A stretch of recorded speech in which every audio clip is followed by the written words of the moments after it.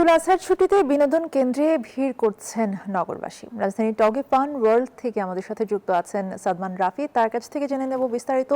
রাফি, কেমন ভিড় দেখছেন মানুষের এবং বিনোদনের আয়োজন কেমন? অর্থে আপনি যেমনটি বলছেন, আসলে কুরবানি ঈদে কিন্তু বিভিন্ন ধরনের প্রস্তুতি শেষ করার পরে আজ বিকাল থেকে কিন্তু টগি ফান ওয়ার্ল্ডে আমরা দেখেছি যে অভিভাবক সাথে শিশুদেরকে নিয়ে কিন্তু এই টগি ফান ওয়ার্ল্ডে আসতে শুরু করেছে।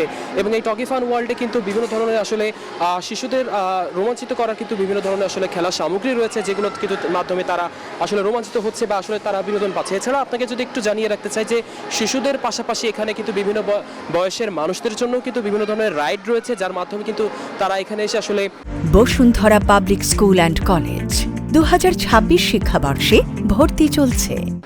বিভিন্ন ধরনের বিনোদনের সাথে আসলে নিজেদেরকে মানিয়ে নিচ্ছে। এবং আপনাকে যদি আরেকটু বলতে চাই যে দক্ষিণ এশিয়ার অন্যতম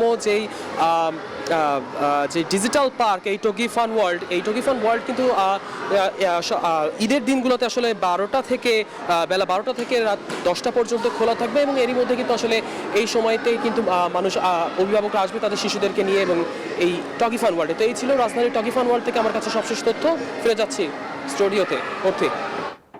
ধন্যবাদ আপনাকে। সাদমান রাফিদ আমাদেরকে জানাচ্ছিলেন টগি ফান ওয়ার্ল্ড থেকে।